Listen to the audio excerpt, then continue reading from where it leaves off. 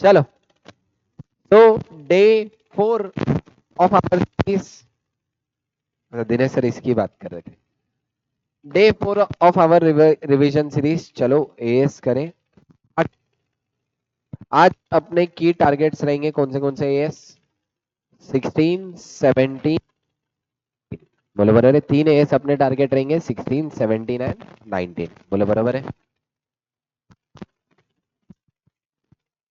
Hello, hello, हाँ, चलो एक, तो आज कौन सा, एक तो एएस 16 कवर करना है, फिर उसके बाद 17 कवर करना है, फिर उसके बाद 19 कवर करना है, बोलो बराबर है क्या? Yes, hello. सबसे पहले एएस 16, 17, देन 19, बोलो बराबर है। इतनी चीजें कवर करेंगे, फिर उसके बाद अपना आज का रिवीजन एंड हो जाएगा। सबसे पहले कौन सा एएस करेंगे? एएस 16। एएस 16 क्या है मेरे को बताओ, फटाफट याद दिलाओ। Borrowing cost. As 16 is all about borrowing cost. अच्छा, बुक खोलो। अब बोरोइंग कॉस्ट मतलब क्या, सिंपली बताऊं तो फंड्स बोरो करने के लिए जो भी मेरे को पैसे लग रहे हैं, क्या फंड्स बोरो करने के लिए जो भी पैसे लग रहे, या फंड्स बोरो करने के बाद जो खर्चा आया, वो मेरे लिए होगा बोरोइंग कॉस्ट। क्या सर बोरोइंग कॉस्ट में सिर्फ इंटरेस्ट कंसीडर होगा? तो इसका आंसर इज नहीं। बोरोइंग कॉस्ट में इंटरेस्ट के अलावा any other cost which is relatable to the interest, वो भी आ जाएगा। यानी सिर्फ बोरोइंग कॉस्ट में क्या सिर्फ इंटरेस्ट आता क्या? नहीं। अच्छा, बहुत बार तुम देखेंगे debentures are issued at discount, तो जब डिबेंचर डिस्काउंट पे इशू किया, इसका मतलब क्या, वो अगर मैं फेस वैल्यू पे रिडीम कर रहा हूँ और इशू डिस्काउंट पे किया था, यानी पहले पैसे कमाए थे बाद में ज्यादा देने पड़ रहे, तो क्या वो डिफरेंस भी एक तरीके से बोरोइंग कॉस्ट है क्या? यस, वो डिफरेंस को अपन बोलते हैं डिस्काउंट। लेकिन क्या वो एज 16 में कवर होगा? यस। यानी बोरोइंग कॉस्ट में सिर्फ इंटरेस्ट आना ही जरूरी है, या और भी चीजें आएगी? और भी चीजें आ सकती है। अच्छा एक बात बताओ, इक्विटी शेयर कैपिटल क्या मेरे लिए बोरोइंग है क्या? नहीं। इसलिए बोरोइंग कॉस्ट में कवर होगा क्या? नहीं। रिटेन अर्निंग मतलब मैंने खुद कमाया हुआ पैसा जो बिजनेस में इन्वेस्ट कर रहा हूँ, वो भी मेरे लिए बोरोइंग कॉस्ट है क्या? नहीं। लेकिन प्रेफरेंस शेयर कैपिटल में गड़बड़ है। अगर प्रेफरेंस शेयर कैपिटल इक्विटी की तरह क्लासिफाई किया, मतलब प्रेफरेंस शेयर कैपिटल पे डिविडेंड देना जरूरी नहीं है, वो केस में यहाँ पे कवर होगा क्या? नहीं। लेकिन प्रेफरेंस शेयर कैपिटल पे डिविडेंड देना कंपलसरी है, तो वो केस में प्रेफरेंस शेयर को कैपिटल अपन किसकी लायबिलिटी की तरह क्लासिफाई करते हैं, और लायबिलिटी की तरह क्लासिफाई करेंगे तो ए 16 में कवर होगा क्या? यस। अच्छा, अगर फटाफट अगर 2 मिनट में डेफिनेशन कर लो तो यहाँ पे क्या है, इंटरेस्ट एंड अदर चार्जेस भी कवर होगा, discount premium other borrowing cost, foreign exchange difference, वहां पे अपन छोड़ के आए थे एस 11 में, मैंने बोला था बोरोइंग रिलेटेड एस 16 में ध्यान देंगे, और finance charges for the finance lease, बोलो बराबर है क्या? यस। अब देखो यहाँ पे सबसे पहली इंपॉर्टेंट चीज, अगर मैं चाहूं तो 4 मिनट 2 मिनट में बोरोइंग कॉस्ट खत्म कर देता हूं। सबसे पहले कोई भी पर्टिकुलर जगह पे बोरोइंग कॉस्ट कैपिटलाइज करने के लिए जो पर्पस के लिए तुमने फंड्स बोरो किए, वो पर्पस जो था क्वालिफाइंग एसेट का था या नहीं था, ये क्वेश्चन मार्क पूछना। सबसे पहले क्वेश्चन मार्क क्या पूछेंगे? बोरोइंग कॉस्ट का पर्पस क्या है? बोरोइंग कॉस्ट का पर्पस क्वालिफाइंग एसेट है, या बोरोइंग कॉस्ट का पर्पस क्वालिफाइंग एसेट नहीं है? What does mean by qualifying asset? Asset which takes substantial period of time to get ready is the qualifying asset. वापिस से क्वालिफाइंग एसेट मतलब क्या, ऐसा कोई भी एसेट जो बनने को टाइम लेगा, वो केस में वो एसेट क्या होगा? Qualifying asset. अपना अपन ये एएस में जनरली क्या प्रिज्यूम करते हैं पता है? 12 महीने, 12 months is presumed as a substantial period of time. क्या इससे कम भी ले सकता हूँ क्या? यस। इससे ज्यादा भी ले सकता हूँ क्या? जो भी लिया जस्टिफाइड रहना चाहिए। क्वेश्चन में बोल दिया ये टाइम फ्रेम क्वालिफाइंग एसेट है, तो क्वालिफाइंग एसेट है क्या? क्वेश्चन में बोला तो दिमाग लगाने की जरूरत नहीं है, क्वेश्चन में बोला क्वालिफाइंग तो क्वालिफाइंग। अब देखो borrowing cost generally P and L में जाती है। सिंपल रूल क्या है, जितनी बोरोइंग कॉस्ट है पूरी की पूरी कहाँ जाएगी? पी एंड एल में। अक्रूअल बेसिस पे जितनी बोरोइंग कॉस्ट अक्रूअल हुई, सीधा सीधा कहाँ लेके जाना? पी एंड एल में। दिमाग लगाने की जरूरत है क्या? नहीं है। दिमाग सिर्फ कहाँ लगेगा? Qualifying asset. Borrowing cost on qualifying asset will be capitalized to the qualifying asset. Suppose building बनाने के लिए, अब एक बात बताओ, क्या बिल्डिंग बनाने के लिए सब्सटेंशियल पीरियड ऑफ टाइम लगने वाला है क्या? यस। तो बिल्डिंग बनाने के लिए मैंने लोन लिया और उसके ऊपर जो इंटरेस्ट लग रहा है, क्या वो इंटरेस्ट को बिल्डिंग अकाउंट में कैपिटलाइज करूंगा क्या? यस। क्यों? क्योंकि बिल्डिंग क्वालिफाइंग एसेट था, और क्वालिफाइंग एसेट पे लगने वाली बोरोइंग कॉस्ट क्या होती है? कैपिटलाइज। अदरवाइज अगर क्वालिफाइंग एसेट नहीं है तो सारी की सारी बोरोइंग कॉस्ट कहाँ जाएगी बताओ? P&L। बोलो बराबर है, सारी की सारी बोरोइंग कॉस्ट कहाँ जाएगी? P&L। दिमाग लगाने की जरूरत है क्या? नहीं है। समझ में आ रहा है क्या? यस। यानी सिंपल बात बताऊं, borrowing cost on any other asset कहाँ जाएगा? P&L। Borrowing cost on qualifying asset capitalise, लेकिन अगेन इसकी एक कंडीशन है। सर कब से कब तक की कॉस्ट कैपिटलाइज करूं? सपोज यहाँ पे बिल्डिंग बनाने का कंस्ट्रक्शन स्टार्ट किया, ठीक है, यहाँ पे कंस्ट्रक्शन एंड हो गया, लेकिन क्या उसके बाद भी बिल्डिंग और लोन चलता ही रहेगा क्या? यहाँ पे कंस्ट्रक्शन हो गया, मतलब बिल्डिंग बन गई थी, अब लोन तो इसके बाद में भी होगा। लोन मैंने यहाँ पे लिया, लोन यहाँ से यहाँ तक लोन था, यहाँ पे बिल्डिंग बन गई, इसके आगे भी लोन चल रहा, तो क्या हर साल बिल्डिंग बनने के बाद भी उसकी इंटरेस्ट हर साल बाद में कैपिटलाइज करते रहो क्या? तो इसका आंसर है नो। कोई भी खर्चा एसेट में अपन कब तक एसेट में ऐड करते हैं? जब तक रेडी टू यूज नहीं हो जाता। रेफर करो एएस। कौन सा as? AS10, property plan and equipment. Property plan and equipment में क्या पढ़े? कोई भी एसेट पे कब तक खर्चा ऐड करूंगा? जब तक एसेट अवेलेबल फॉर यूज नहीं हो जाता। याद आएगा? Self constructed asset. AS10 में पढ़े, AS10 में ये भी पढ़े थे, बोरोइंग कॉस्ट। AS16 रेफर करेंगे। तो कोई भी एसेट में, सेल्फ कंस्ट्रक्टेड एसेट में खर्चे कब तक ऐड करूंगा? जब तक वो रेडी फॉर यूज या अवेलेबल फॉर यूज या फिर रेडी फॉर यूज नहीं हो जाता। एक बार रेडी फॉर यूज और अवेलेबल फॉर यूज हो गया, उसके आगे की बोरोइंग कॉस्ट क्या मैं कभी भी कैपिटलाइज करूंगा क्या? नहीं। मतलब अरे उसके आगे की बोरोइंग कॉस्ट कभी भी कैपिटलाइज करूंगा क्या? नहीं। बोरोइंग कॉस्ट कब तक की कैपिटलाइज होगी? जब तक एसेट रेडी फॉर यूज नहीं हो जाता, यानी यहाँ से यहाँ तक। बोलो बराबर है? Yes. Again, borrowing cost on non qualifying asset, P&L। Borrowing cost on non qualifying asset, P&L। borrowing cost on qualifying asset after PP is ready for use, P&L। बोलो बराबर है? borrowing cost before asset is ready for use on non qualifying asset, P&L। Non qualifying asset है तो कहाँ जाएगा? borrowing cost on qualifying asset before asset is ready for use, capitalise. बोलो पक्का? Yes और नो? क्लियर है? एकदम crystal clear. Borrowing cost कब कैपिटलाइज होती? क्वालिफाइंग एसेट है तो कैपिटलाइज होगी। बोलो यहाँ तक क्लियर है क्या? अरे बोलो रे। यस। अब इसमें दो तरीके की बोरिंग है, ध्यान देना।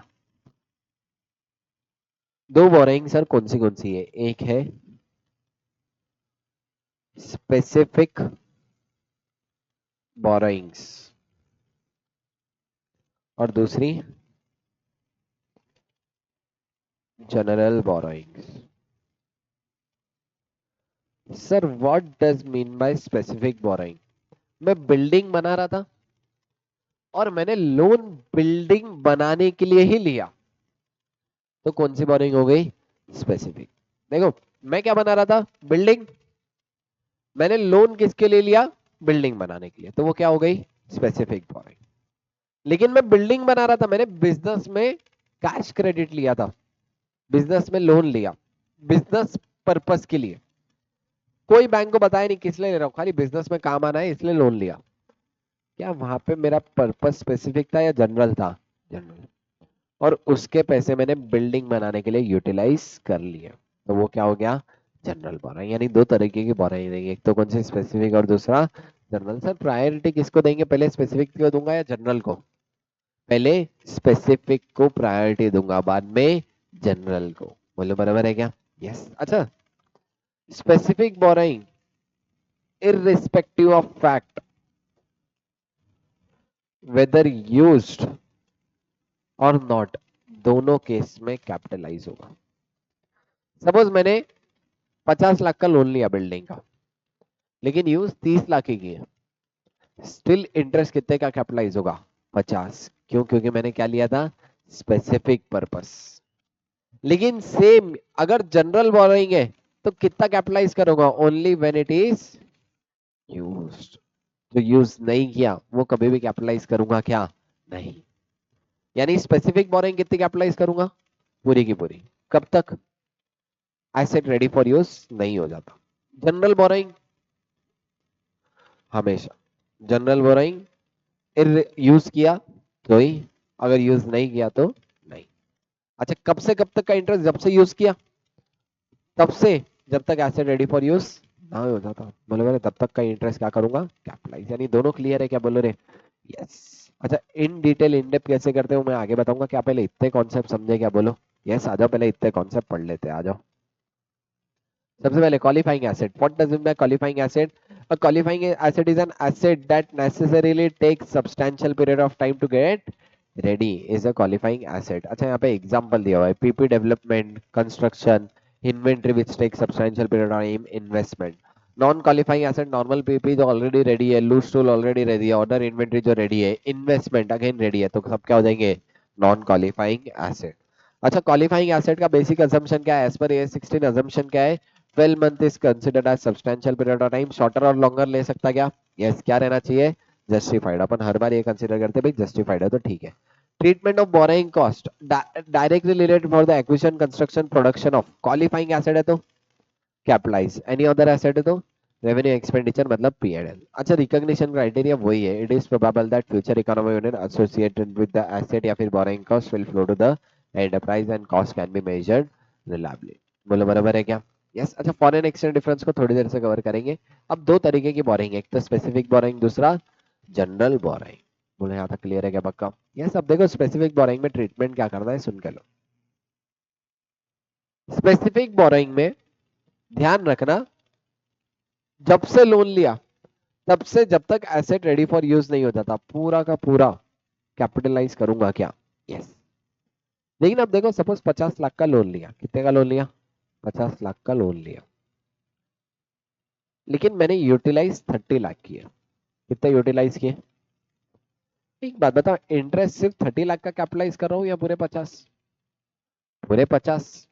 इंटरेस्ट तो पूरे 50 का ही कैपिटलाइज कर रहा हूँ, लेकिन यूटिलाइज किए 30। कितना बैलेंस रह गया? 20 लाख का बैलेंस रह गया। ऐसा कर सकता है क्या मैं, मेरे जो आइडल फंड्स थे टेम्पररी के लिए कहीं पे इन्वेस्ट किया, सेफ जगह पे, सपोज बैंक में जाके एफडी रख दिया 20 लाख। भाई मेरे को वैसे भी 20 लाख पे इंटरेस्ट तो लग ही रहा था, मैंने क्या करा, बैंक लोन्स के 20 लाख रुपए लिए और बैंक में जाके जब तक एफडी रख दिए। कब तक? जब तक मेरे को एक्चुअल में यूटिलाइज ना हो। तो फिर अब एक बात बता, आइडल फंड्स मैंने इन्वेस्ट किए तो इसके ऊपर क्या आएगी? इंटरेस्ट इनकम आएगी क्या? बोलो रे yes. Income of idle fund. तो मैं एक बात बताओ, जब मैं कॉस्ट टोटल 50 पे कंसिडर कर रहा था तो क्या ये इनकम इसमें से माइनस होनी चाहिए क्या? ये यस। जब स्पेसिफिक बोराइंग है तब मैं कैपिटलाइज भी पूरा का पूरा कर रहा हूं। बोलो बराबर है। अब देखो, सपोज अपन इमेजिन करते 50 लाख का 10% कितना आ जाएगा? 5 लाख का इंटरेस्ट था, लेकिन मैंने यूज तो कितना किया था? 30 लाख का 10%, मतलब आइडियली 3 का होना चाहिए था, लेकिन स्पेसिफिक बोरेंगे इसलिए कितना कैपिटलाइज हो रहा? 5। तो अपना एएस क्या बोलता, अगर ये कहीं पे इन्वेस्ट करे सपोज 20 लाख और 5% से रिटर्न आया, कितना रिटर्न आया 20 लाख का 5%? बोलो 1 लाख। तो 1 लाख से कम कर दो, यानी बोरिंग कॉस्ट कितनी हो जाएगी? 4 लाख। बोलो बराबर है क्या? यस। यानी स्पेसिफिक बोरिंग के केस में आइडल फंड पे इनकम हुई तो वो इनकम मैं कम कर दूंगा क्या बोरिंग कॉस्ट में से? यस। और स्पेसिफिक बोरिंग अगेन किसको प्रायोरिटी दो, स्पेसिफिक या जनरल? स्पेसिफिक को। अच्छा, अब ऐसे में सपोज जनरल बोरिंग लिया 50 लाख की, 30 लाख बिल्डिंग में यूटिलाइज किया और बचे हुए 20 लाख इन्वेस्ट किया। अब देखो ये केस में मैं बिल्डिंग पे कैपिटलाइज कितना करूंगा, 50 या 30? यहाँ पे कैपिटलाइज ही 30 कर रहा हूँ, तो इनकम माइनस करने की बात आती क्या जनरल बोरिंग में? नहीं। इनकम माइनस करने की बात कहाँ पे आती? Specific boring. जनरल बोरिंग में इनकम माइनस करने की बात आएगी क्या? नहीं। बोलो क्लियर है क्या? Crystal clear? यस। पक्का समझ में आ रहा है क्या? यस। देखो आ जाओ, स्पेसिफिक बोरिंग एक बार पढ़ लेते हैं। Specific borrowing when enterprise borrow the fund specifically for the purpose of obtaining a particular qualifying asset. The borrowing cost that directly relate to that qualifying asset can be readily identified. Steps in solving the sum. सबसे पहले क्या है, calculate borrowing cost incurred up to the date of completion of qualifying asset. जब तक asset complete नहीं हो जाता, interest on idle funds calculate करो. Net borrowing cost कैसे, step 1 minus step 2. बोलो बराबर है क्या? Yes. अच्छा, allocate the net borrowing cost in the ratio of expenditure of all asset. मतलब स्पेसिफिक पर्पस था, लेकिन स्पेसिफिक पर्पस में दो बिल्डिंग इन्वॉल्व थी, तो दो बिल्डिंग में कौन से जितना जितना खर्चा हुआ वो रेशो में बांट दूंगा. Borrowing cost on qualifying asset should be capitalise. Other borrowing cost है तो कहाँ जाएगी, पीएनएल. कहाँ जाएगी, अदर बोरिंग कॉस्ट है तो पीएनएल. बोलो बराबर है क्या? यस. यहां तक समझा? यस. अच्छा, जनरल बोरिंग कितना कैपिटलाइज करूंगा, जितना टाइम यूज किया या फॉलो फुल पीरियड, जितना यूटिलाइज किया. अब इसमें देखना दो तीन कॉन्सेप्ट है, ध्यान रखना. ऐसा हो सकता है कि मेरी general general borrowing more than one category की हो. मतलब 20 लाख बोरो किए मैंने 10% पे, 15 लाख बोरो किए 9% पे. ऐसा हो सकता है क्या, बोलो रे? yes.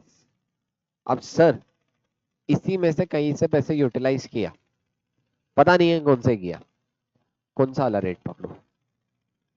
20 लाख का 10% पकड़ू. मैंने टोटल यूटिलाइज के 12 लाख, कितने यूटिलाइज किए 12. कौन सा रेट पकड़ू, 10% या 9%? तो यहाँ पे अपने को निकालना पड़ेगा वेटेड एवरेज इंटरेस्ट रेट या capitalisation interest rate. Sir capitalisation interest rate कैसे निकालेंगे? सबसे पहले निकाल लो 20 प्लस 15 कितने हो गए, 35 लाख. इसके ऊपर इंटरेस्ट 20 लाख का 10%, 2 लाख. 15 लाख का 9%, 1 लाख, 1.35 लाख. तो कितना है इंटू 100, 3.35 डिवाइड बाय 35 लाख, 9.57%. बोलो है या फिर 9.58%. बोलो है इसको किससे मल्टीप्लाई करूंगा फिर, 12 लाख से. बोलो है ये क्या हो गया मेरा वेटेड एवरेज कैपिटलाइजेशन रेट. बोलो बराबर है क्या? यस. अच्छा, अगर इसमें सपोज 20 लाख का लोन 10% का था, ये फुल ईयर का था, बरोबर है. अच्छा, इसमें 10 लाख का लोन और लिया 12% पे, लेकिन ये लिया सिर्फ 6 महीने बाद. तब डायरेक्ट वेटेड एवरेज निकाल सकता क्या? डायरेक्ट वेटेड एवरेज निकाला तो गलत होगा. अब इंटरेस्ट कितना लगा देगा, 20 लाख का 10%, 2 लाख प्लस 10 लाख पे कितने महीने का लगेगा, 6 महीने का. तो 10 लाख इंटू 12% इंटू 6/12, 0.6 लाख. बोलो बराबर है. डिवाइड किससे करूं, अब 30 से तो डिवाइड नहीं कर सकता, क्योंकि इंटरेस्ट तो यहाँ 6 महीने का कंसिडर हुआ था. यहाँ पे लोन भी वेटेड एवरेज लेना. ये 20 लाख पूरा प्लस 10 लाख इंटू 6/12 मतलब कितना, 5 लाख. तो वेटेड एवरेज रेट कितना आ जाएगा, फिर कितना लूंगा, 10.4%. ये केस क्या था, जहां पे मैंने बोरोइंग ही पूरे साल भर नहीं थी, वहां पे क्या निकाला, वेटेड एवरेज लोन निकाला, और इंटरेस्ट भी प्रोपोर्शनेटली उतने महीने का ही लिया. डिवाइड भी देखो 5 लाख से कर रहा हूँ, डिवाइड 10 से करा क्या, नहीं. डिवाइड भी इंटू 6/12, इंटरेस्ट भी इंटू 6/12 से किया. बोलो बराबर है क्या? यस. समझा? क्या निकाले, कैपिटलाइजेशन रेट या फिर वेटेड एवरेज बोरोइंग रेट. पक्का समझा कैसे निकाले? यस. अब इसके आगे थोड़ा और आगे. अब देखो जनरल बोरोइंग में मैंने तुमको क्या बताया, कब से कैपिटलाइज करूंगा, जब से यूटिलाइज किया. कब से कैपिटलाइज करूंगा, तब से यूटिलाइज किया. ऐसे केस में जनरली क्या करते हैं, अब सपोज बिल्डिंग के लिए 10 लाख पहले, 10 लाख अप्रैल में यूज हुए, 15 लाख जून में यूज हुए, 8 लाख या फिर वापिस से 10 लाख सितंबर में यूज हुए, और 5 लाख नवंबर में. दिसंबर ईयर एंड है. अब ऐसे केस में क्या होगा, सपोज स्पेसिफिक बोरोइंग थी, सपोज स्पेसिफिक बोरोइंग थी 10 लाख की. तब देखो सबसे पहले क्या माइनस होना चाहिए, स्पेसिफिक. फिर बचा कुचा कहां से जाना चाहिए, जनरल. सर अब इसमें इंटरेस्ट कितने कितने महीने का लगाऊं, जून से दिसंबर, सितंबर से दिसंबर, नवंबर से दिसंबर, ऐसे एक एक एक एक आएगा क्या. यस. अब इसमें एक शॉर्टकट बताता, एक एक करने की जगह क्या करो, वेटेड एवरेज एक्सपेंडिचर निकालो। क्या निकालो? Weighted average expenditure. ये 15 लाख जून से थे। यस, 15 लाख कब से थे? जून से। अब देखो ये टोटल कितने महीने थे। अब हर बार अपन क्या करना है, या तो एक महीने के अकॉर्डिंग करो या इसको 12 महीने का खर्चा पकड़ लो। अब देखो 15 लाख कितने महीने थे? जून, जुलाई, अगस्त, सितंबर, अक्टूबर, नवंबर, दिसंबर, मतलब कितने हो रहे? 7/12। बोलो बराबर है क्या? यस, कितना आ रहा? हाँ, 8.75। बचा हुआ 15 कितना था? बचा 10 लाख। 10 लाख कितने महीने थे? देखो कब से? सितंबर से। सितंबर, अक्टूबर, नवंबर, दिसंबर। 4/12, 3.33। बोलो बराबर है। उसके बाद नवंबर में कितने? नवंबर में 5 लाख। नवंबर, दिसंबर, 2/12 कितना? 0.833। अब इसका जो टोटल है, क्या डायरेक्ट में 12 महीने का इंटरेस्ट रेट अप्लाई कर सकता है क्या? बोलो रे। यस, जितना भी आ रही टोटल, अब डायरेक्टली मैं 12 महीने का रेट अप्लाई कर सकता है। एक एक इंडिविजुअल निकालने की जरूरत है क्या? नहीं। अदरवाइज मेरे को क्या करना पड़ता? एक एक इंडिविजुअल निकालना पड़ता। मैंने यहाँ पे क्या निकाल लिया? Weighted average expenditure. क्या निकाला यहाँ पे? Weighted average expenditure. ऐसा कब करते हैं? जब जनरल बोरिंग में अलग अलग डेट पे खर्चे हुए, तो इतने सारे इंटरेस्ट रेट निकालने से अच्छा पहले क्या करो? वेटेड एवरेज एक्सपेंडिचर, उसमें से स्पेसिफिक बोरिंग हटा दो, बचेगा क्या? General boring. बोलो बराबर है क्या? यस, आ जाओ ध्यान दो, क्वेश्चन करके देखते हैं। General boring, it may be difficult to identify direct relationship between particular borrowing and qualifying asset to determine that could be otherwise have been avoided। अब ऐसे क्वेश्चन कैसे सॉल्व करना है? सबसे पहले क्या निकालो? Weighted average expenditure based on the date of expenditure to the year end और the asset is ready for use. अब देखो यहाँ तो ईयर एंड, लेकिन रेडी फॉर यूज उसके पहले ही हो गया, तो कब तक का कैपिटलाइज होगा? रेडी फॉर यूज तक के डेट का। कैलकुलेट जनरल बोरोइंग रेट या capitalisation rate. Borrowing cost divide by weighted average general borrowing into 100। अब देखो कैलकुलेट बोरोइंग कॉस्ट, सबसे पहले स्पेसिफिक, फिर जनरल। जनरल कैसे निकालेंगे? Expenditure incurred into capitalization rate और total cost of asset. Total cost of asset cost incurred plus borrowing cost करके आ जाएगी। एंट्री क्या होगी? Asset account debit to bank या फिर asset account debit to borrowing cost. बोलो बराबर है क्या? अरे बोलो रे। यस, पक्का यहाँ तक समझा है? कुछ क्वेश्चन है, आ जाओ करते हैं। देखो ध्यान देना, क्वेश्चन नंबर 19। अच्छा, कब का क्वेश्चन है अगर बताऊं? तो सजेस्टेड मई 2024, ये वो क्वेश्चन है जो मैं बोल रहा था। AS 16 का क्वेश्चन आया था, तो ये वाला क्वेश्चन आया था AS 16 का। ठीक है, इसमें थोड़ा AS 10 का भी लॉजिक था, मतलब कितना कैपिटलाइज करना, अदरवाइज डिटेल में नहीं है। Green limited started a construction of office building, यहाँ पे ही बोल दिया क्या है? क्वालिफाइंग एसेट, तो कैपिटलाइज होगा क्या? यस, दिमाग लगाने की जरूरत है क्या? अब इसके साथ लैंड भी थी under building which is regarded as separate asset and not a qualifying asset, यानी लैंड का दिमाग लगाना नहीं। और एक बात बताओ तो ये क्वेश्चन में आगे लैंड का डेटा गिवन भी नहीं है। अगर तुम आगे आके देखेंगे क्वेश्चन, तो आगे कहीं पे भी लैंड का डेटा ही गिवन नहीं है। For the purpose of construction of building the company raised a specific loan of 14 lakh. Specific borrowing कितने की हो गई? 14 लाख। अच्छा, at interest rate of 12% per annum, and interest income of 15,000 was earned on this loan while it anticipation was held in anticipation of payment। मतलब 15,000 के idol fund पे interest हुई क्या? क्या कर दूंगा? लेस। द कंपनी के अदर आउटस्टैंडिंग लोन कितने थे 1 अप्रैल? अब देखो 1 अप्रैल मतलब पूरे साल भर लोन थे क्या? पूरे साल भर लोन थे। 15%, 8%, फटाफट कैलकुलेट करना है अपने को weighted average borrowing cost.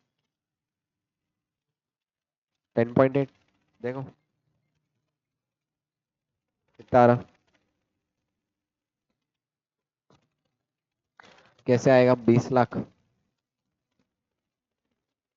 Into 15% plus 30 lakh into 8% divide by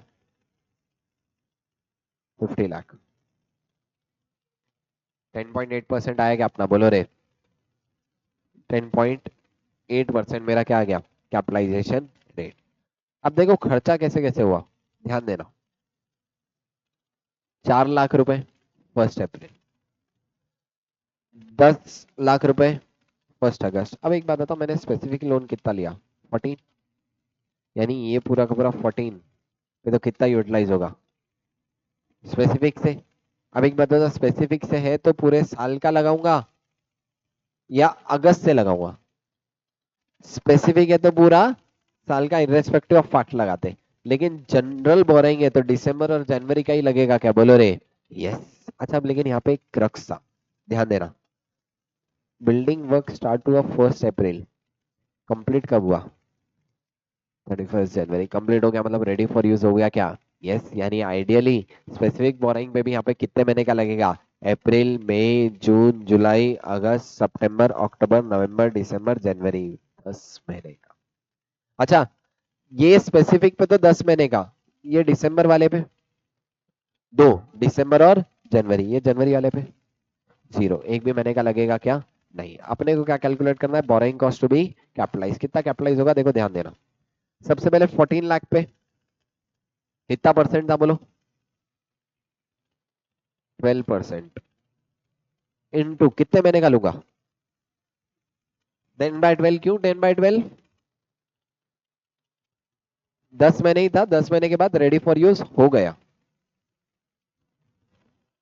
1,40,000। इसमें से क्या माइनस करना चाहिए? 15,000 की इनकम। तो specific borrowing cost to be capitalise कितना हो गया? 1,25,000। अब देखो, जनरल बोरिंग कब से 25 लाख वाली कंसिडर करूंगा और 5 ये 14 कंसिडर करूंगा क्या? ये तो 14 स्पेसिफिक का था, इसमें पूरे साल का लगा। ये 25 लाख पे कब से लगेगा? दिसंबर और जनवरी। 25 लाख पे कितना परसेंट लगाऊं बोलो? 15, 8 या 10.8? 9.8% इंटू कितना? 2/12, 45,000।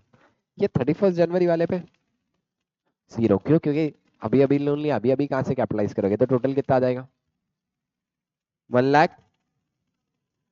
तो borrowing cost to be capitalise कितनी आ गई? 1,70,000। अब देखो जर्नल एंट्री क्या पास होगी, टोटल कितना खर्चा हुआ बिल्डिंग पे, एक बात बताओ।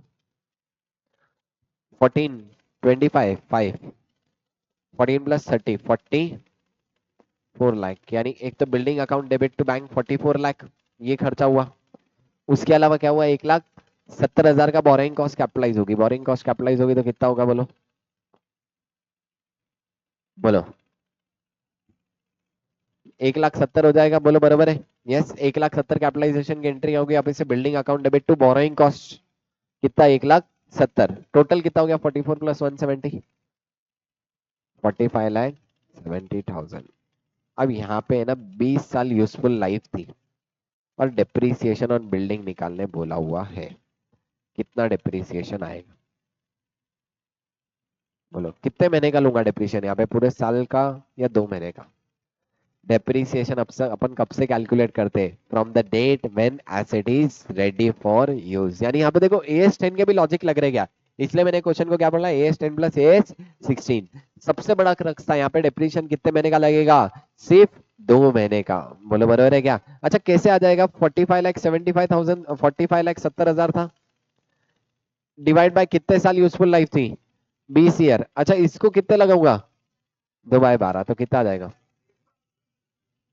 38,833। तो बचेगी कितनी carrying value after depreciation? 4570 minus 38,833, 45,31,917। इतना आएगा। अच्छा, इनका भी इतना ही आएगा। देखो अपना भी 170 आया, आया कि नहीं? यस और नो बोलो? यस। उसके बाद 45, 44 बैंक और टू इंटरेस्ट 170 गया, अपन ने भी 4570 के अप्लाईज किए। उसके बाद 4570, 4570 अल्टरनेटिव एंट्री दी है, मैंने भी तुमको दोनों भी बताया, दोनों भी कर सकते हैं। उसके बाद डिप्रिसिएशन अपना भी इतना ही आएगा। बोलो फास्ट। यस। 083 था क्या तुम्हारा? 833 बोले? बोले जीरो, मैं 8 लिखा क्या? ठीक है ठीक है, सॉरी सॉरी। ठीक है, इतना आ गया। यस। और उसके बाद अपना डिप्रिसिएशन के बाद वाली 4531,917, ये करेक्ट बोला एकदम। पहले वाला भी करेक्ट बोले, ठीक है। चलो आया समझा। अच्छा, यहाँ पे इन्होंने वर्किंग नोट 10.8%, अपना भी आया क्या? 4570 अपना भी आया क्या? यस। कितने मार्क्स मिल गए? 5 मार्क्स। सर क्या 5? अरे 10, 5 मिनट में क्वेश्चन हुआ। आउट ऑफ मार्क्स आते हैं ऐसा कुछ क्वेश्चन आया तो, ठीक है। और कंपलसरी है, इग्नोर नहीं कर सकते तुम ऐसा, इग्नोर नहीं कर सकते, ठीक है। चलो, क्वेश्चन नंबर 1 ऐसा क्वेश्चन रहता जिसको तुम कभी भी फ्रेंड जोन नहीं कर सकते, ठीक है। उसको ऐसे पकड़ के चलना पड़ेगा, भाई ये करना ही है, तुम मेरा ही है, मेरे को करना ही पड़ेगा ऐसा, ठीक है। चलो, H Limited began the construction of new building. It obtained a 6 lakh of special loan on 1st April 2022 at an interest of 12% to finance the construction of building. The company is another two non-specific loan, 30 lakh 14%, 54 lakh 16%. उसका detail में expenditure given है, 1 मई 12 लाख, 1 जुलाई 15, 1 अक्टूबर 22 और 1 मार्च 23। अच्छा, building कब काम खत्म हुआ? 31 मार्च 2023। बोलो बराबर है क्या? यस। चलो फटाफट मेरे को बताओ वेटेड एवरेज इंटरेस्ट रेट। अच्छा, ये केस में बोरोइंग कॉस्ट, अभी एक कॉन्सेप्ट अपना बाकी है, मैं जस्ट 2 मिनट के लिए बता दे रहा हूँ। बोरोइंग कॉस्ट कैपिटलाइजेशन कब कमेंस होगा? जब से या तो तुमने एक्सपेंडिचर खर्चा करना चालू किया या कुछ प्लान बन चुका था, तब से मैं बोरोइंग कॉस्ट कैपिटलाइज करता है। यहाँ पे खर्चा कब से करना चालू किया? 1 में, यानी आइडियली कब से बोरोइंग कॉस्ट कैपिटलाइज होगा? 1 में। चलो, कितना है वेटेड एवरेज रेट? कैसे? 30 lakh into 14% plus 54 lakh 16% divide by 84 lakh 15.285%। कितना है? 15.285। अच्छा, अब यहाँ पे वेटेड एवरेज एक्सपेंडिचर भी निकाल लो। कब तक? मार्च, बिल्डिंग कब कंप्लीट हुई? मार्च, यानी दिमाग लगाने की जरूरत नहीं है। मई, 12 लाख इंटू कितने बाय कितने? मई से कितने? अप्रैल हुआ सिर्फ, मई से मार्च 11 महीने, 11/12, जो भी एम प्लस करते जाओ। 15 लाख, जुलाई से कितने महीने होते हैं? अप्रैल मई जून, 3 महीने हो गए, मतलब कितने? 9 महीने बचे, 9/12 एम प्लस। 27 लाख, अक्टूबर, अक्टूबर से कितने महीने रहते हैं? 6 महीने, तो 27 लाख इंटू 6/12। और मार्च से 1 महीना, 7,20,000 इंटू 1/12। एमआरसी करो, 36,35,000। कितना है? 36,35,000। एक बार इनका भी इतना ही आएगा, देख लेना। 36,35,000 और 15.29, अपना भी इतना है, इनका भी इतना आया। बोलो बराबर है, इन्होंने राउंड ऑफ में लिया। अब एक बात बताओ, 36,35 में से 6 लाख तो स्पेसिफिक है, बोलो बराबर है, तो 6 लाख पे तो हटा दो, तो बचेगा कितना? 30,35,000। बोले बराबर है, 6 लाख क्यों हटाया? स्पेसिफिक था। अच्छा, ये 6 लाख पे कितना लगेगा बताओ? 6 लाख पे 12% कितने महीने का? बोलो 12 पूरा लगेगा ना, बोलो रे। यस। अच्छा, यहाँ पे कुछ बोला हुआ है क्या कब से कैपिटलाइज करना है? इन्होंने इतने का किया।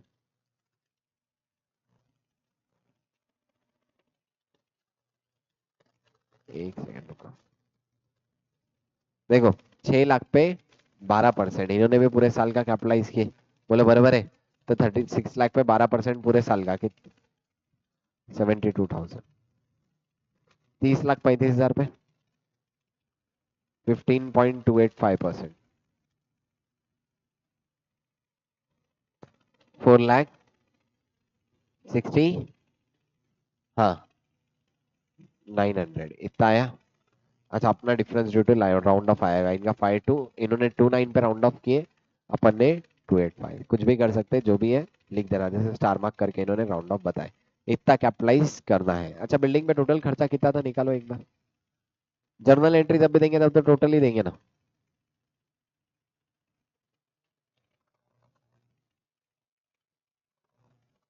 Sixty one lakh 61,20,000 plus 4 lakh, 61,20,000 plus 5 lakh, 36,900। देखो, 72 प्लस 463,900, दोनों का मिला के कितना आया था? 6 लाख, नहीं, ये 72 प्लस 463,900 दोनों का मिला के कितना है?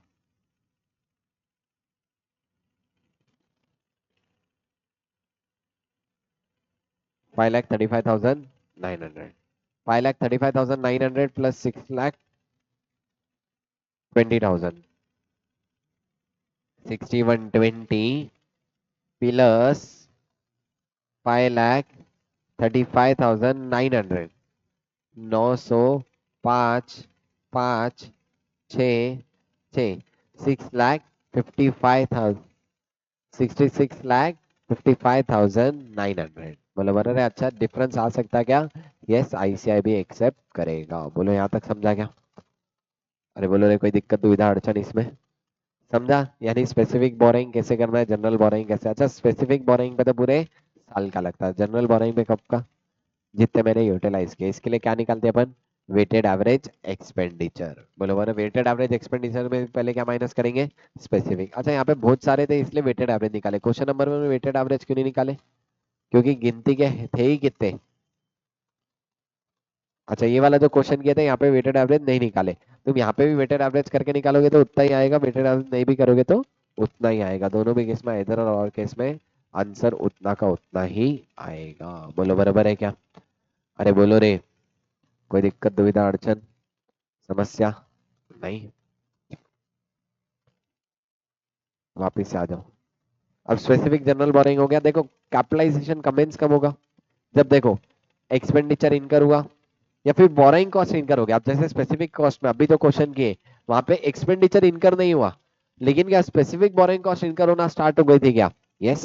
देखो एक तो ये और क्या है, activities that are necessary to prepare the for its asset for intended use और sale in progress development started. अगर सारी कंडीशंस कैपिटलाइज हुई तो बोरिंग कॉस्ट कमेंस होगा। बोलो बराबर है क्या? यस। कब सस्पेंड होगा? आप देखो सस्पेंड होना और सीज होना दोनों में फर्क है क्या? सस्पेंड होना मतलब टेम्पररी पीरियड और सीज होना मतलब परमानेंट। सीज कब होगा? When asset is available for use. Borrowing cost का कैपिटलाइजेशन सीज कब हो जाएगा? Asset is available for use. Suspend में एक कहानी है। सस्पेंड में क्या कहानी है? सस्पेंड होने का रीजन क्या था? अब देखो ध्यान देना, अगर डेवलपमेंट में इंटरप्शन सस्पेंशन आया due to normal reason, due to normal reason मतलब ये ऐसी चीजें होती रहती है। समझ में कोई समंदर के ऊपर ब्रिज बना रहा हूँ, कोई मुंबई गए क्या? मुंबई में समंदर के ऊपर ब्रिज है, ठीक है?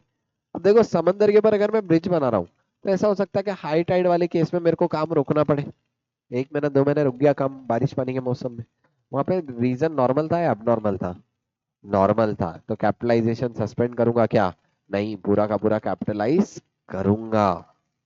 लेकिन रीजन एबनॉर्मल था, मेरे लेबर ने स्ट्राइक कर दिया या मेरी इच्छा नहीं हुई काम करने की, क्योंकि इसमें रीजन नॉर्मल है या abnormal? Abnormal. Borrowing cost capitalisation suspend करके बोरोइंग कॉस्ट को कहाँ लेके जाऊंगा? P and L. बोलो बराबर है क्या? यानी अगर एबनॉर्मल रीजन है तो कहाँ लेके जाऊंगा? P and L. लेकिन नॉर्मल है तो बोरोइंग कॉस्ट में कैपिटलाइज करता रहूंगा। बोलो बराबर है क्या? यस। अच्छा सीज कब हो जाएगा? एसेट रेडी फॉर यूज हो गया। कब से? जब एसेट रेडी फॉर यूज हो गया। अगर कुछ माइनर रिपेयर थे, इंडिकेटेड थे, अब छोटा सा काम बाकी है, पूरी बिल्डिंग बन गई, सिर्फ एक दीवार का कलरिंग बाकी है, इसका मतलब ये है कि एसेट रेडी फॉर यूज नहीं हुआ, सब्सटेंशियली कंप्लीट हुआ, छोटा मोटा काम बाकी है तो चलेगा क्या? यस, अपन उसको क्या मानेंगे? कंप्लीट ही मानेंगे। बोलो बराबर है क्या? यस। खाली एक जगह पे बोरोइंग कॉस्ट इन फ्यूचर में भी ऐड होता है, वो है फॉरेन एक्सचेंज डिफरेंस, जो भी अपना पढ़ना बाकी है। बोलो बराबर है क्या? चलो आ जाओ पहले फॉरेन एक्सचेंज डिफरेंस पे आ जाओ। फॉरेन एक्सचेंज डिफरेंस, अब देखो ध्यान देना, मैंने फॉरेन करेंसी लोन लिया। बोलो बराबर है, किस पे लोन लिया? फॉरेन करेंसी लोन लिया। और लोन लेने की वजह से अब एक बात ध्यान रखना, मैंने 1 लाख डॉलर का लोन लिया था। कितने का लोन लिया था? डॉलर का लोन लिया। अब ये 1 लाख डॉलर जब लोन लिया था तब था 70, अभी हो गया 68। कितने का गेन है? $2 का गेन है क्या? यस। जब लिया था तब 70 के हिसाब से लिया, लिया 70, वापिस देने कितनी है? 68 लाख, मतलब 2 लाख का क्या हो गया? गेन हमेशा कहाँ लेके जाते हैं? P N L. गेन है फॉरेन एक्सचेंज डिफरेंस, कहाँ लेके चले जाओ? Compulsory P N L. लेकिन अगर वही यहाँ पे 70 की जगह हो जाता, 68 की जगह हो जाता 73, कितना हो जाता? 73। $3 का लॉस है। कितने का लॉस है? 3 लाख। कितने का लॉस है? 3 लाख। अब यहाँ पे बहुत बड़ी कहानी है। 3 लाख का जो एक्सचेंज डिफरेंस है, इसको इंटरेस्ट एक्सपेंस ट्रीट करूं या फिर पी एंड एल में लेके जाऊं एक्सचेंज डिफरेंस बोल के। अब ये क्वेश्चन मार्क क्यों आया मैं बताता। जनरली जब मैं फॉरेन से लेता था ना, तो फॉरेन से लोन सस्ता रहता। फॉरेन से लोन लेना सस्ता है इसलिए वहां का इंटरेस्ट कम होगा। लेकिन अपना एएस क्या बोलता, वहां पे फॉरेन एक्सचेंज डिफरेंस भी किसकी तरह है, इंटरेस्ट की तरह है। फॉरेन एक्सचेंज डिफरेंस भी किसकी तरह है, इंटरेस्ट की तरह। अब देखो ऐसे केस में होगा क्या। मेरा कितने का डिफरेंस आया, 3 लाख का डिफरेंस आया। कितने का डिफरेंस आया, 3 लाख। अपना एएस क्या बोलता, ये 3 लाख का एक्सचेंज डिफरेंस है ना, ये मैक्सिमम कितना कैपिटलाइज कर सकते हैं पता है, जितना अगर इंडियन करेंसी में लेता तो कितना होता। अब सपोज मैं लोन इंडिया से लेता तो मेरे को इंटरेस्ट लगता, ध्यान देना, 4 लाख का। कितने का लगता, अब देखो मैं लोन अगर इंडिया से लेता तो इंटरेस्ट कितना लगता, 4। मैंने लोन फॉरेन से लिया इसलिए इंटरेस्ट कितना लगा, 2। अब देखो बोरोइंग कॉस्ट रहना कितना चाहिए था, 4, है कितना, 2। दोनों का डिफरेंस कितने का आया, 2 lakh. This is the maximum amount you can capitalise through the exchange difference. यानी अगर 3 लाख का एक्सचेंज डिफरेंस है, 3 लाख के एक्सचेंज डिफरेंस में से कितना एक्सचेंज डिफरेंस में बोरोइंग कॉस्ट ट्रीट करूंगा, 2 लाख। बोलो बराबर है क्या, बोलो रे। यस। कितना एक्सचेंज डिफरेंस ट्रीट करूंगा बोरोइंग कॉस्ट को, 2। बचा कुछ 1 लाख का एक्सचेंज डिफरेंस कहा जाएगा, पी एंड एल। बोलो बचा कुछ 1 लाख का एक्सचेंज डिफरेंस कहा जाएगा, पी एंड एल। बोलो बराबर है। यानी एक्सचेंज डिफरेंस मैं बोरोइंग कॉस्ट में कितना डिफरेंस करूंगा, या तो डिफरेंस ऑफ लोन या फिर actually which ever is lower. बोलो बराबर है क्या। यस देखो यहाँ पे क्या है, exchange loss lower of the following is treated as part of borrowing cost: actual exchange loss or difference between interest on local currency borrowing less interest on foreign currency borrowing। अच्छा अब एक बात बताओ, अगर यहाँ पे ये डिफरेंस सपोज आता, ये डिफरेंस यहाँ पे आ जाता सपोज 5 लाख, तो फिर कितना ट्रेड करता, 5 या 4, 5 या 3, 3 क्योंकि लोअर फिर क्या आएगा, 5 और 3 का लोअर क्या आएगा, 3, 3 और 2 का लोअर क्या आया था, 2। बोलो बराबर। यानी मैक्सिमम कितना बोरोइंग कॉस्ट रेट होगा, जितना एक्सचेंज डिफरेंस है। लेकिन अगर मेरा difference between local currency borrowing and foreign currency borrowing कम है, तो वो वाला कैपिटलाइज होगा। बोलो बराबर है क्या। अच्छा कैपिटलाइज हो तो कैपिटलाइज नहीं हो रहा, बचा कुछ exchange difference not capitalize will be charge to the P and L. बोलो बराबर है क्या। अच्छा गेन है, गेन है तो कंपलसरी कहा जाएगा, पी&एल। अच्छा इस बार लॉस हुआ, आगे चल के गेन हो गया। अब पहले लॉस हुआ तो कहाँ लेके गए, एसेट को, मतलब बोरोइंग कॉस्ट रेट करें। अब इन फ्यूचर क्या करूं, बोरोइंग कॉस्ट अगर पहले एसेट को करे तो उतनी ही बोरोइंग कॉस्ट रिड्यूस कर देना, बचा कुछ कहाँ लेके जाना, पी&एल। ऐसे कॉन्सेप्ट कहाँ पढ़ देते अपन, एएस 10 में। बोले समझ में आ रहा क्या, अरे बोलो रे। यस। अच्छा यहाँ पे एक और चीज है, एक और कॉन्सेप्ट, छोटा सा कॉन्सेप्ट है, ध्यान देना, बता देना। कहीं पे भी अमोर्टाइजेशन, अब सपोज ये है, देखो अभी अपन इंटरेस्ट की बात करें, लेकिन डिस्काउंट और प्रीमियम ऑन बोरोइंग है, तो ऐसे केस में डिस्काउंट वन टाइम होगा, लेकिन अपने को देखना है कितने साल के लिए था। अगर सपोज डिस्काउंट 4 साल के लिए था, तो वो अपना इंटरेस्ट कॉस्ट कितने साल के लिए कंसिडर होगा, 1 साल या 4 साल, 4 साल। यानी सिंपल क्या करो, 4 साल में अमोर्टाइज कर दो। क्या कर दो, 4 साल में अमोर्टाइज। यानी जितना भी मेरा बोरोइंग कॉस्ट है, मतलब इंटरेस्ट कॉस्ट ट्रीट हुआ बोरोइंग में, ठीक है, वो एक ही साल में लूंगा या पूरे 4 साल में, पूरे 4 साल। इसके लिए क्वेश्चन है, आ जाओ करते हैं। देखो यहाँ पे how interest cost will be capitalise on the qualifying asset by the borrowing in nature of bond issued at discount. Bond issued at discount, अब देखो बॉन्ड कितने 10% डिस्काउंट पे इशू किया, यानी 1 लाख के बॉन्ड इशू कितने पे हुए, 90। अब ये कितने साल के लिए था, 3 ईयर बॉन्ड था। कितने साल का था, 3 ईयर बॉन्ड। अब एक बात है, इंटरेस्ट कॉस्ट कितना हुआ, एक तरीके से 1 लाख माइनस 90,000 कितना, 10। लेकिन ये 10 1 साल का या 3 साल का है, 3 साल का, तो डिवाइड बाय क्या करना पड़ेगा, 3। ईच ईयर का कितना आ जाएगा, 33,333। कितने साल का कैपिटलाइज होगा, देखो qualifying asset is ready for use 2 साल, year at the end of year 2, मतलब 3333 का 2, मतलब 6666 कैपिटलाइज होगा। बचा कुचा का जाएगा पी&एल में। यानी इंडिविजुअली एक एक मंथ में अमोर्टाइज करूंगा, देखो 33 33 33। इतना ही लिया क्या बोले रहे उन्होंने? यस। अच्छा, ये टोटल बोरिंग कॉस्ट इन्होंने भी कैसे निकाला? यहाँ पे मेरे को लगता है थोड़ी सी गलती की है, लेकिन ये अपना इंटरेस्ट आया 33, 33, 33 अमोर्टाइज होना करेक्ट है क्या बोलो रे? यस। यहाँ तक समझा? बोलो रे। यस। एक 2 मिनट का ब्रेक लेके अपन नेक्स्ट डे स्टार्ट करेंगे। चलो, ये क्वेश्चन थोड़ा बताते टाइम गड़बड़ हो गई, ध्यान देना। यहाँ पे 10% बॉन्ड के ऊपर इंटरेस्ट भी है, देखो ध्यान दो।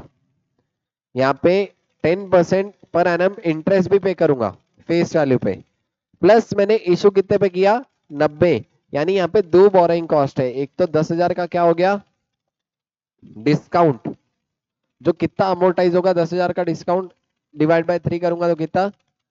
3,333 ईच ईयर। उसके अलावा यहाँ पे क्या है? 10% पर एनम का इंटरेस्ट है। समझ में आया क्या?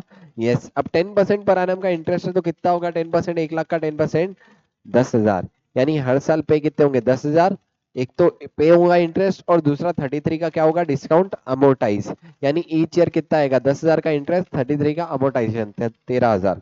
10,000 का इंटरेस्ट, 3333 का बोरोइंग कॉस्ट, 10,000 का इंटरेस्ट, 3333 का बोरोइंग कॉस्ट। बोलो बराबर? अब इसमें से कैपिटलाइज कितना होगा पहले साल और दूसरे साल का क्या हो जाएगा? कैपिटलाइज। वही बोला हुआ है, capitalise will be 33 year 1 year 2, और ईयर 3 की बोरोइंग कॉस्ट कहाँ लेके जाऊंगा? Directly expense out to the P&L। बोलो बराबर है? तो ये क्वेश्चन थोड़ा बता टाइम गलती हो गई थी, अभी देख लेना, मैं 10% भूल गया। समझा क्या? अब क्लियर है? यस। चलो आ जाओ, नेक्स्ट कौन सा? यस था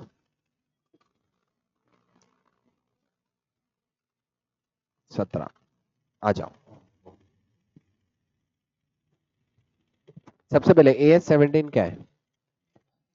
सेगमेंट रिपोर्टिंग। अगेन एक बात बताऊं, तो AS17 is a disclosure based as.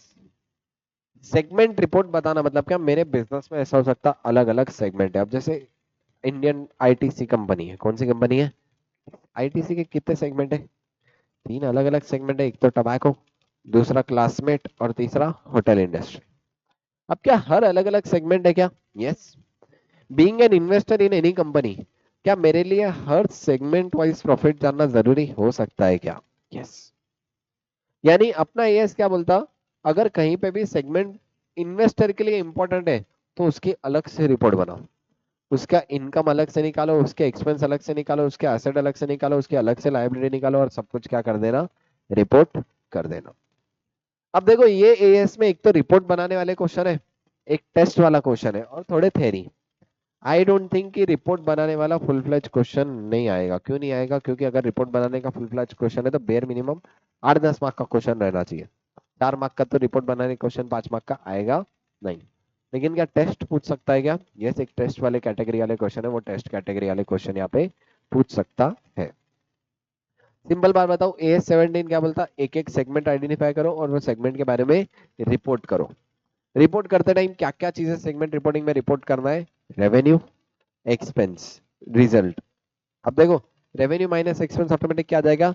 Result. तो अपन बात करेंगे रेवेन्यू और रिजल्ट। बोलो बोले रेवेन्यू, एक्सपेंस, रिजल्ट, और क्या? Asset, liability. यानी सिंपल बात है, एक तरीके से P&L और बैलेंस शीट बनाना है अलग से। क्या क्या? Revenue, expense, result, asset, liability. Result कैसे निकालूंगा? Revenue minus expenses. रिजल्ट कैसे निकालूंगा? Revenue minus expense. अब देखो, इसमें सेगमेंट बांटने के दो तरीके, एक तो बिजनेस सेगमेंट, दूसरा जोग्राफिकल सेगमेंट। अब देखो क्यों बता रहा है, देखो ध्यान देना। बिजनेस सेगमेंट मतलब क्या? मैंने मेरे बिजनेस के कैटेगरी के बेसिस पे अलोकेट कर दिया। सपोज जैसे मेरा आईटीसी में 3 बिजनेस है, टबैको का वो अलग सेगमेंट हो गया, क्लासमेट का अलग सेगमेंट हो गया, और दूसरा होटल का अलग सेगमेंट हो गया। ये बिजनेस वाइज कैटेगराइजेशन की। अब बहुत सारी कंपनीज क्या जोग्राफिकल एरिया वाइज भी क्लासिफिकेशन कर सकता है क्या? महाराष्ट्र में मेरी इतनी सेल थी, गुजरात में इतनी सेल है, हैदराबाद तेलंगाना में इतनी सेल है। अब अगर सपोज तेलंगाना लॉस में है और महाराष्ट्र और गुजरात प्रॉफिट में, तो मैं क्या करूंगा? तेलंगाना वाला डिसकंटिन्यू, महाराष्ट्र और गुजरात प्रॉफिट। यानी क्या मैं एनालिसिस जोग्राफिकल एरिया वाइज भी बिना बिठा सकता क्या? यस। तो रिपोर्टिंग बनाने के दो तरीके, कौन सा? जोग्राफिकल और बिजनेस। अच्छा, बिजनेस में क्या कैसे बांटेंगे? पकड़ के बांटा, या तो कोई प्रोडक्ट पकड़ के बांटा, या तो कोई सर्विस पकड़ के बांटा। बोलो बराबर है, ये क्या हो गया? Business segment criteria. लेकिन जोग्राफिकल में मैं क्या कर रहा हूँ? जोग्राफिकल एरिया वाइज बांट रहा हूँ। एरिया जरूरी नहीं इंडिया में, कंट्री वाइज भी बांट सकता। क्या इंडिया, यूएसए, पाकिस्तान, तीन जगह अलग अलग अलग सेल कर रहा हूँ, ठीक है? तो अगर तीन अलग अलग जगह सेल कर रहा हूँ तो वो तीनों को भी जोग्राफिकल एरिया कंसिडर कर सकता है क्या? यस। सर कितनी तरीके से रिपोर्टिंग होगी? तो यहाँ पे रिपोर्टिंग में इन्होंने दो तरीके से बताया, एक तो प्राइमरी, दूसरा सेकेंडरी। प्राइमरी रिपोर्टिंग मतलब क्या? उसमें डिस्क्लोजर रिक्वायरमेंट ज्यादा होगी। सेकेंडरी रिपोर्टिंग मतलब क्या? उसमें डिस्क्लोजर रिक्वायरमेंट कम होगी। क्या क्या डिस्क्लोजर है आगे बताऊंगा, अभी इतना जानोगे। प्राइमरी रिपोर्टिंग में डिस्क्लोजर रिक्वायरमेंट ज्यादा है, सेकेंडरी रिपोर्टिंग में डिस्क्लोजर रिक्वायरमेंट कम है। बोलो क्लियर? यस। देखो, प्राइमरी रिपोर्टिंग में ध्यान देना, अगर तुम बिजनेस के बेसिस पे प्राइमरी बना रहे हो तो जोग्राफिकल के बेसिस पे सेकेंडरी बना। अगर जोग्राफिकल के बेसिस पे प्राइमरी बना रहे हो तो बिजनेस के बेसिस पे सेकेंडरी बना। सर कौन सा प्राइमरी कौन सा सेकेंडरी कैसे डिटरमाइन करो? तो तुमको ये एंटरप्राइज के हाथ में। एंटरप्राइज को क्या लगता? Pre dominant source of revenue क्या है? अगर प्री डोमिनेंट तुम्हारा प्रोडक्ट और सर्विस है तो प्राइमरी कौन सी रहेगी? Business, secondary geography. एंटरप्राइज को लगता प्री डोमिनेंट सोर्स मेरे लिए जोग्राफिकल एरिया होगा, तो मैं क्या करूंगा? Geographical primary, business secondary. अगर मेरे को दोनों भी इंपॉर्टेंट लगते तो दोनों प्राइमरी। कुछ नहीं मालूम है तो बिजनेस प्राइमरी, जोग्राफिकल सेकेंडरी। बोलो पक्का क्लियर है क्या? यस, पहले आ जाओ इतना पढ़ लेते हैं। ऑब्जेक्टिव क्या है?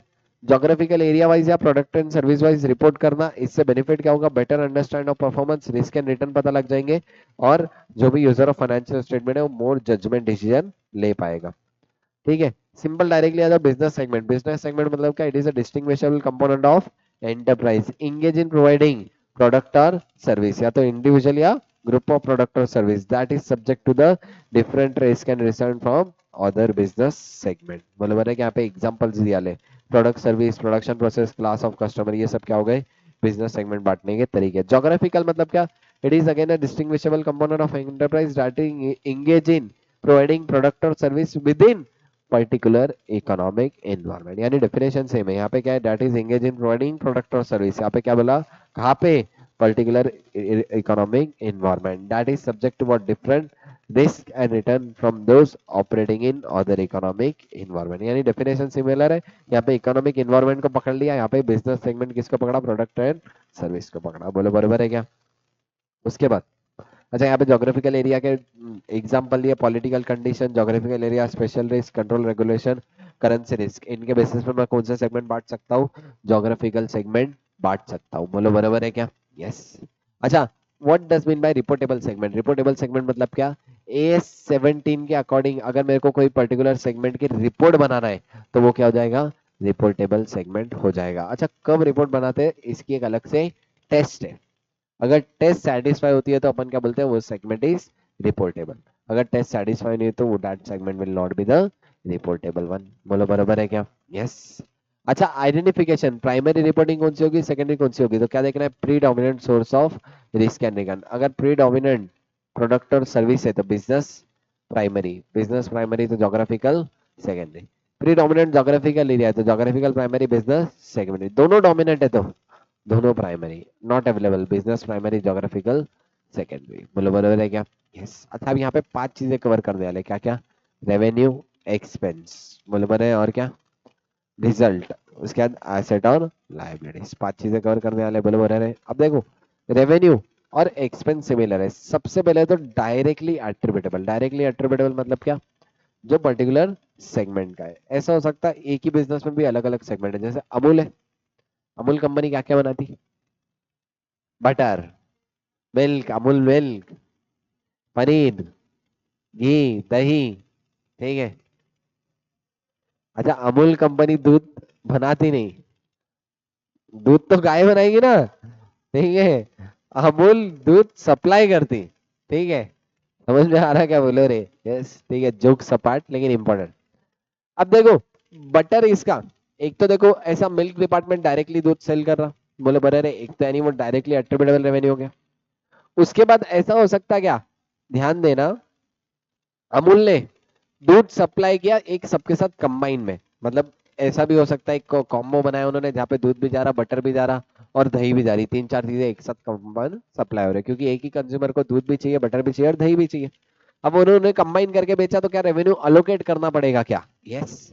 यानी दूसरा क्या हो गया, allocated on a reasonable basis, यानी सबसे पहले क्या हो गया, डायरेक्टली एट्रिब्यूटेबल, दूसरा क्या होगा, allocated on a reasonable basis, तीसरा क्या है, अगर मिल्क डिपार्टमेंट दही डिपार्टमेंट को दूध दे रहा है तो क्या वो वहां पे ट्रांजैक्शन में रेवेन्यू हुआ क्या, यस, यानी क्या आएगा, transaction with other business segment या अदर एंटरप्राइज, बोलो बराबर है क्या, यस। अच्छा ये चीज बताओ, रेवेन्यू फ्रॉम अदर ट्रांजैक्शन, ये जब मैं कंसोलिडेटेड फाइनेंशियल स्टेटमेंट बनाता तो ये क्या हो जाता, एलिमिनेट होगा, क्या होगा, एलिमिनेट, याद आया क्या ऐसा एग्जांपल, यस। देखो वापिस से सबसे लगा directly attributable allocated on a reasonable basis और transaction with the other segment। देखो एक्सपेंस में भी आके देखेंगे तो वही है, directly attributable, allocated on a reasonable basis और transaction with other segment। अच्छा रिजल्ट छोड़ेंगे, एसेट में भी आएंगे तो एसेट में भी वही है, directly attributable, allocated on a reasonable basis, asset में तो other business transaction with other business segment नहीं आएगा, ठीक है। अच्छा लायबिलिटी में भी देखेंगे, directly attributable, allocated on a reasonable basis, हर जगह वही लाइन चलेगी, क्या बोलो रे, यस। ये सब हो गए इंक्लूजन। क्या क्या एक्सक्लूड होगा, एक्स्ट्रा ऑर्डिनरी आइटम कहाँ इंक्लूड करता है, एस फाइव, तो यहाँ पे लेंगे क्या अपन, नहीं। अच्छा यहाँ पे भी आके देखेंगे तुम, एक्स्ट्रा ऑर्डिनरी आइटम क्या हो गए, एक्सक्लूड, एक्स्ट्रा ऑर्डिनरी एसेट तो रहता नहीं, इसलिए एसेट और लायबिलिटी में देखने की जरूरत है क्या, नहीं। इंटरेस्ट और डिविडेंड इनकम, अब देखो ध्यान देना, इंटरेस्ट और डिविडेंड इनकम क्या फाइनेंसिंग नेचर के है क्या, बोलो रे, यस। तो जनरली ये सेगमेंट के लिए इंक्लूड नहीं होगा, जब मैं टोटल बिजनेस की बनाऊंगा तब इंक्लूड होगा क्या, यस। लेकिन जब मैं सेगमेंट वाइज बता रहा हूँ तो रिपोर्टेबल मतलब इंक्लूड होगा क्या, नहीं, यानी इंटरेस्ट डिविडेंड हटा दो, एक्सपेंस भी फिर इंटरेस्ट एक्सपेंस भी हटा देंगे क्या, बोलो रे, यस।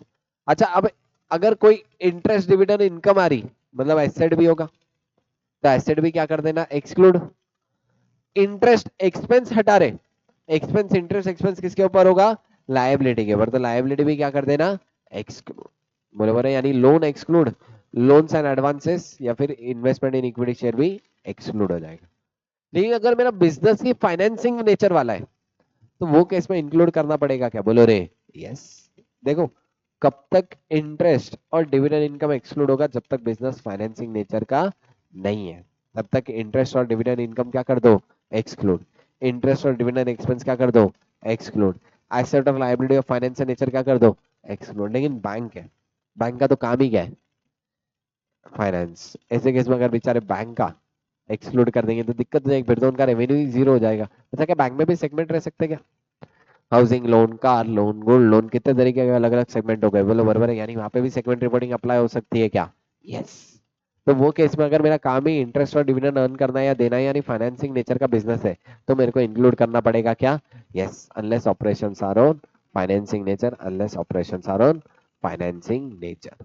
अच्छा लास्ट क्या, उसके बाद gain on sale of investment, वापिस से इन्वेस्टमेंट, मेरा सेगमेंट का काम इन्वेस्टमेंट करना था क्या, सेगमेंट का काम है बिजनेस करना, भाई बिजनेस करके रेवेन्यू बताओ, अगर gain on sale of investment है या loss on sale of investment है, वापिस से क्या कर दो, एक्सक्लूड कर देना, बोलो बराबर है क्या, यस। अच्छा इन्वेस्टमेंट फिर एसेट आएगा क्या, इन्वेस्टमेंट एसेट लूंगा, अगर ये एक्सक्लूड करे तो इन्वेस्टमेंट एसेट लेने की जरूरत है क्या, नहीं है।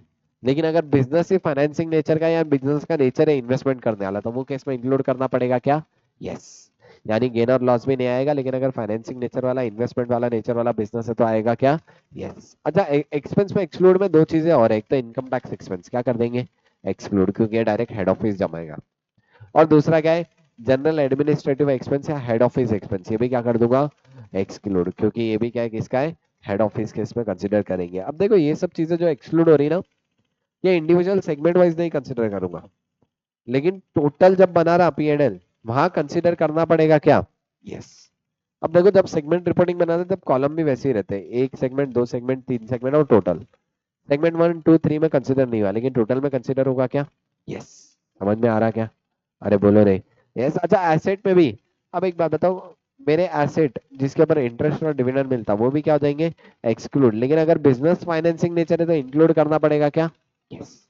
अच्छा, वैसे यहाँ पे लायबिलिटी में भी अगर मेरा बिजनेस फाइनेंसिंग नेचर वाला है तो इंक्लूड करूंगा लायबिलिटी, लेकिन अगर बिजनेस फाइनेंसिंग नेचर वाला नहीं है तो इंक्लूड करूंगा क्या, नहीं। बोलो बराबर है क्या? यस, पक्का समझ में आ रहा क्या? अच्छा, यहाँ पे इनकम टैक्स एसेट और जनरल ऑफिस के एडमिनिस्ट्रेशन के एसेट्स को भी क्या करना पड़ेगा, एक्सक्लूड करना पड़ेगा। मैं डिटेल में नहीं जा रहा हूँ, खाली ओवरव्यू दे रहा हूँ। रिजल्ट, रिजल्ट कैसे निकालूंगा? Segment revenue minus segment expense ले लो। बोलो बराबर है क्या? अरे बोलो रे। यस, उसके बाद डायरेक्टली आ जाओ टेस्ट पे। टेस्ट इज इंपॉर्टेंट, ध्यान देना। कब कोई भी सेगमेंट को रिपोर्टेबल बोलो, अगर इसमें से कोई भी एक टेस्ट सेटिस्फाई हो गई तो सेगमेंट क्या होगा जाएगा, रिपोर्टेबल। लेकिन अगर सर एक भी टेस्ट सेटिस्फाई नहीं तो नॉट रिपोर्टेबल। थ्रेशोल्ड क्या है, 10%। रेवेन्यू टेस्ट क्या बोलता पता है, 10% और मोर ऑफ टोटल रेवेन्यू। अगर टोटल रेवेन्यू का 10% से ज्यादा है तो वो सेगमेंट क्या हो गया, रिपोर्टेबल। रिजल्ट टेस्ट क्या बोलता, वापिस से 10%, लेकिन यहाँ पे एक अलग से क्राइटेरिया है, 10% of total of all segment in losses या फिर all segment in profit, which ever is greater is the absolute amount. देखो क्या करना, देखो कुछ सेगमेंट लॉस वाले हो सकते हैं, कुछ सेगमेंट प्रॉफिट वाले हो सकते हैं। अब ऐसे केस में लॉस प्रॉफिट करके जीरो हो गया, 10% ऑफ जीरो इज जीरो, यानी ऐसे केस में जीरो से ज्यादा सब रिपोर्टेबल हो गई है। इसलिए अपन क्या करते हैं, ऑल सेगमेंट लॉस को अलग से पकड़ो, ऑल सेगमेंट प्रॉफिट इज अलग से पकड़ो। अब देखो दोनों में से हायर लेना, या तो लॉस वाले या प्रॉफिट वाले, लेकिन whichever is greater is absolute amount. Absolute amount मतलब क्या, अंधे हो जाओ, माइनस साइन मेरे को नहीं दिखता, माइनस साइन दिखेगा क्या, नहीं। जो भी हायर आया उसको पकड़ के उसका 10% लो, लॉस है तो भी अब 10% वो मार्जिन अप्लाई करना, प्रॉफिट है तो भी वो 10% मार्जिन अप्लाई करना। ये क्या बोलेगा, रिजल्ट टेस्ट। एसेट टेस्ट क्या बोलता, 10% ऑफ मोर और टोटल एसेट से ज्यादा है तो एसेट टेस्ट सेटिस्फाई। 75% टेस्ट क्या बोलता, अगर रेवेन्यू, रिजल्ट और एसेट तीनों टेस्ट लगाने के बाद भी 75% of total external revenue reportable नहीं हुआ तो एडिशनल सेगमेंट तुमको आइडेंटिफाई करना है रिपोर्टेबल बनाने के लिए। लेकिन यहाँ पे 75% टेस्ट में क्या लेना है, सिर्फ एक्सटर्नल रेवेन्यू। क्या लेना, एक्सटर्नल। मैं क्या बता रहा, देखो एक्सटर्नल रेवेन्यू का कितना परसेंट रिपोर्टेबल होना चाहिए, 75। अगर 75 रिपोर्टेबल नहीं है तो एडिशनल सेगमेंट आइडेंटिफाई करो तो बिकम द रिपोर्टेबल। बोलो बराबर है क्या? यस। और उसका डिस्क्रिशन टेस्ट का मतलब क्या, मैनेजमेंट की मर्जी, रिपोर्टेबल करना है तो करो, नहीं करना है तो मत करो। देखो वही रेवेन्यू टेस्ट 10% और more of total revenue. Result test क्या है, 10% और मोर ऑफ प्रॉफिट और लॉस। अब सबसे पहले क्या है, more of all segment in profit, all segment in losses, whichever is greater is absolute amount. Asset test क्या बोलता है, 10% more of total asset. 75% test, total external revenue contribute less than 75% of total enterprise revenue. मतलब जो reportable segment है, देखो ध्यान देना, at least 75% constitute होना चाहिए, अदरवाइज क्या करना पड़ेगा, एडिशनल सेगमेंट आइडेंटिफाई करने पड़ेंगे। Even if 10% threshold not met until 75% reportable नहीं हो जाता। देखो क्या बता रहे, देखो टोटल एक्सटर्नल रेवेन्यू का कितना रिपोर्टेबल होना चाहिए, 75%। नहीं हो रहा 75% तो क्या करो, एडिशनल सेगमेंट लेके उसको रिपोर्टेबल बनाते जाओ। हायर से लेते जाना, लोअर से मत लेना, नहीं तो ऐसे तो बहुत रिपोर्टेबल आ जाएंगे। हायर वाला ऐड करो, हायर वाला ऐड करो। कब तक ऐड करते जाऊंगा, जब तक 75% नहीं हो जाता। कब तक ऐड करते जाऊंगा, जब तक 75% नहीं होता। डिस्क्रिप्शन ऑफ मैनेजमेंट मतलब क्या, मैनेजमेंट की मर्जी। अच्छा, एक बार सेगमेंट रिपोर्टेबल हुआ, कितने साल के रिपोर्टेबल होगा, 2 साल। इस साल रिपोर्टेबल था, अगले साल रिपोर्टेबल नहीं था, फिर भी रिपोर्ट करना पड़ेगा क्या, यस। इस साल रिपोर्टेबल था, अगले साल भी रिपोर्टेबल था, उसके अगले साल भी रिपोर्टेबल नहीं था, फिर भी ये साल रिपोर्टेबल करना पड़ेगा क्या, यस। क्योंकि एक बार रिपोर्टेबल हुआ तो 2 साल। यहाँ पे रिपोर्टेबल था, यहाँ पे रिपोर्टेबल नहीं था, फिर भी रिपोर्ट करूँ क्या, यस। यहाँ पे रिपोर्टेबल नहीं था, अब नहीं होगा क्योंकि 2 साल के कंडीशन स्क्रैप हो गई। जब तक रिपोर्टेबल है उसके अगले साल भी रिपोर्ट होगा। मेरे को रिपोर्ट नहीं करना है तो देखना पड़ेगा पिछले साल रिपोर्टेबल था या नहीं। पिछले साल नहीं था, इस साल भी नहीं था, तब जाके रिपोर्ट नहीं होगा। देखो, if segment becomes reportable in preceding period, current period में तो रिपोर्ट करना पड़ेगा क्या, यस। अगर करंट पीरियड के भी रिपोर्टेबल है तो नेक्स्ट पीरियड में भी रिपोर्ट करना पड़ेगा, even though test is not met. कब रिपोर्ट नहीं करूंगा, if not reportable in next period then no need to report from next to next period. बोलो बराबर है क्या, यस और नो, यस। अच्छा, एक इंपॉर्टेंट क्वेश्चन है, देखो एक क्वेश्चन था, क्या सेगमेंट इंटर सेगमेंट अपनी खुद की पॉलिसी रख सकता है क्या, मतलब अमूल डिपार्टमेंट का मिल्क डिपार्टमेंट बटर डिपार्टमेंट को कितने पे मिल्क सेल करे, इसके लिए सेगमेंट की खुद की पॉलिसी हो सकती है क्या? यस। जरूरी है क्या प्रॉफिट में बेचे? लॉस में भी बेच सकते क्या? यस। लेकिन जो भी पॉलिसी सेलेक्ट करे वो कंसिस्टेंटली अप्लाई करना पड़ेगा। देखो वही लिखा है, एंटरप्राइज क्या नाम, own for own policy for pricing inter segment transfer, it में बी कॉस्ट बिलो कॉस्ट और actual market price, actual transfer price will be considered for the segment reporting, which policy is followed same should be consistently apply and disclosure देने पड़ेंगे। बोलो बना क्या नहीं, जो भी पॉलिसी सेलेक्ट करे कंसिस्टेंटली अप्लाई करो और डिस्क्लोजर दे दो। अभी क्वेश्चन नहीं है, एक क्वेश्चन टेस्ट वाला तुमको तुम्हारी बुक में से कराता हूँ। ये 16 हो गया, कोई टेस्ट वाला एक आधा क्वेश्चन। पहले वाला ही अच्छा है क्या? ठीक है, ये तो सिर्फ इसका है।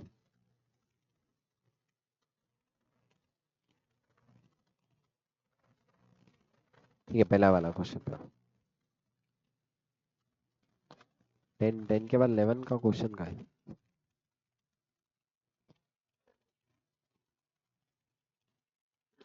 चलो ये वाला क्वेश्चन करते हैं। Heavy goods have segment L M N O P Q. अब देखो रेवेन्यू टेस्ट के लिए इंटर सेगमेंट एक्सटर्नल या टोटल लेता, टोटल सेल, तो यहाँ पे मेरे को टोटल सेल लेनी पड़ेगी किसके लिए, 10 फर्स्ट वाली टेस्ट के लिए। टोटल टोटल बताओ चलो फटाफट, 12 300 प्लस 4 200, 16 500, 7 750, 3 500, 11 250, 4500, 5250, 6000। यहाँ तक देखो मेरा अबैकस मैथ्स चल रहा है। 2250 टोटल कितना हो गया? 45,750। बोलो बराबर है। अब इसका 10% लगाओ, 4575, 4575 के ऊपर जो भी है वो रिपोर्टेबल हो जाएगा। क्या एल रिपोर्टेबल है? यस। एम है? यस। ये है क्या? ये है क्या? यस। ये है क्या? ये है क्या? कौन सा रिपोर्ट है? L M O P. अब देखो प्रॉफिट वाली टेस्ट कैसे लगाऊंगा, ऑल सेगमेंट इन प्रॉफिट या ऑल सेगमेंट इन लॉस। 3000, 1500, 900, 600, 4500, 5400, 6000, 1500 और 750 कितना होगा? 2250। तो 2250 और 6000 विच एवर इज हायर, कौन सा हायर है? 6000। 6000 का कितना परसेंट लूंगा? Whichever is higher is absolute amount, 10% इसका 600। 600 से ज्यादा है तो रिपोर्टेबल। क्या ज्यादा है क्या? यस। क्या ज्यादा है क्या? क्या ज्यादा है क्या? यस। ज्यादा है क्या? माइनस रहेगा या ज्यादा, क्यों ज्यादा है क्या? खाली ये क्यों? 600 से ज्यादा रहना ना, 10% और मोर, यानी 10% भी चलेगा, यानी 600 भी चलेगा। बोले बोले यानी यहाँ पे सारे ही रिपोर्टेबल हो गए। बोले बोले अच्छा फिर भी एसेट टेस्ट देख लो, कितने के एसेट है? 1,02,750, इसका 10% कितना आ जाएगा? 10,275। रिपोर्टेबल रिपोर्टेबल रिपोर्टेबल, 10,250 के तो ऊपर ही है ना। रिपोर्टेबल रिपोर्टेबल, खाली ये रिपोर्टेबल नहीं है। बोले बोले अच्छा एक सेगमेंट टेस्ट में तो एलएमएन हो, यहाँ पे 75% टेस्ट करने की जरूरत है क्या? क्यों? सभी रिपोर्टेबल हो गए। बोले बराबर है क्या? यस। यानी कौन से सेगमेंट रिपोर्टेबल होंगे? L M N O P Q, सारे सेगमेंट रिपोर्टेबल हो गए क्या? कौन सा टेस्ट के हिसाब से? प्रॉफिट वाली टेस्ट के हिसाब से सब क्या हो गए थे? रिपोर्टेबल। अपना भी देखो 600 आया था, इनका भी थ्रेशोल्ड क्या आया? 600। सब रिपोर्टेबल हुए क्या? L M N O P Q. इन्होंने इंडिविजुअल बताया, इंडिविजुअल भी बता सकते। समझा? टेस्ट वाला क्वेश्चन कैसे आएगा? बोले कि और एक क्वेश्चन करना है, बस है। ठीक है,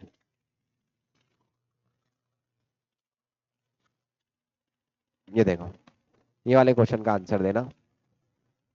कंपनी की इंटर सेगमेंट ट्रांसफर पॉलिसी थी कि charging at cost less 5%, cost से भी 5% कम पे बेच रहे, मार्केट प्राइस 20% अबव कॉस्ट बिकता था। क्या कंपनी ने बेच सकती क्या इतने पे? यस। क्यों? Inter segment transfer pricing policy खुद की सेलेक्ट कर सकते क्या?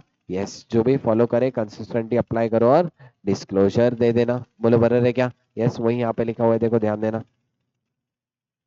Segment reporting requires inter-segment transfer measured on the basis of enterprise actually used to transfer the price. बोले बराबर है. Hence, enterprise can have its own policy for pricing inter-segment transfer. खाली जो भी follow करे, maybe cost below cost market price. However, policy followed same should be disclosed and applied consistently. तो company का सही है क्या? Yes. कौन सा क्वेश्चन है? तुम्हारे अटेम्प्ट का क्वेश्चन है. बोले बराबर है. यस चलो आ जाओ. अभी यहाँ पे क्वेश्चन खत्म हो गया लेकिन अपने कॉन्सेप्ट्स खत्म नहीं हुआ. यहाँ तक समझा क्या? अब देखो डायरेक्टली आ जाओ प्राइमरी रिपोर्टिंग और सेकेंडरी रिपोर्टिंग में क्या क्या बताना है. प्राइमरी रिपोर्टिंग में अब देखो क्या क्या निकाले थे. Revenue, expense, result, asset, liability. Revenue कर दो, इंटरनल एक्सटर्नल दोनों. रिजल्ट कर दो. रिजल्ट अब एक्सपेंस क्यों नहीं लिया? रिजल्ट में ऑटोमेटिकली एक्सपेंस आ गया. तो एक तो रेवेन्यू बताएंगे, रिजल्ट बताएंगे, एसेट और लायबिलिटी. चार चीजें क्या क्या? Revenue, result, asset, liability primary में. और एक्स्ट्रा क्या चीजें आएगी देखो ध्यान देना. न्यू एसेट खरीदा, डिस्क्लोज. डेप्रीसिएशन एंड अमोर्टाइजेशन अलग से बताओ भैया क्योंकि नॉन कैश एक्सपेंस है. अच्छा इसके अलावा भी नॉन कैश एक्सपेंस है तो क्या कर देना? डिस्क्लोज. यानी नॉन कैश दो, एक तो डेप्रीसिएशन और दूसरा नॉन कैश एक्सपेंस. बोलो बराबर है. यानी प्राइमरी रिपोर्टिंग में क्या क्या बताना है? हेलो हाँ. प्राइमरी रिपोर्टिंग में क्या क्या बताना? Revenue, result, asset, liability. अच्छा रेवेन्यू कौन सा? इंटरनल एक्सटर्नल दोनों. बोलो बराबर है. अच्छा इसके अलावा तीन चीजें क्या है? New asset, depreciation, non cash expense other than depreciation and amortisation. Secondary में इसी में से कुछ ले लो. एक तो ले लो रेवेन्यू, लेकिन कौन सा वाला? एक्सटर्नल वाला. उसके बाद एसेट और इसके बाद न्यू एस. यानी सेकेंडरी में क्या? Revenue, asset, new S. अच्छा प्राइमरी बिजनेस है तो सेकेंडरी जोग्राफिकल. प्राइमरी जोग्राफिकल से तो सेकेंडरी बिजनेस. अच्छा प्राइमरी में क्या क्या बताना? Revenue, result, asset, liability, new asset, depreciation, amortisation and depreciation. Secondary में रेवेन्यू एक्सटर्नल वाला, एसेट और न्यू एसेट. बोलो पक्का? क्लियर है क्या? बोलो रे. यस. अदर डिस्क्लोजर अगर कहीं पे भी इंटर सेगमेंट पॉलिसी है तो डिस्क्लोज करो. चेंजेस इन पॉलिसी जिसका मेटल इफेक्ट है डिस्क्लोज कर देना. आप खाली एक इंपॉर्टेंट चीज बता रहा. जब भी इंटर सेगमेंट रेवेन्यू है वो टोटल रेवेन्यू से क्या हो जाता? एक्सक्लूड होगा. Inter segment revenue total revenue से क्या हो जाएगा? एक्सक्लूड होगा. बोलो बराबर है. अच्छा जो खर्चे सेगमेंट में से एक्सक्लूड हो रहे थे कौन से वाले खर्चे?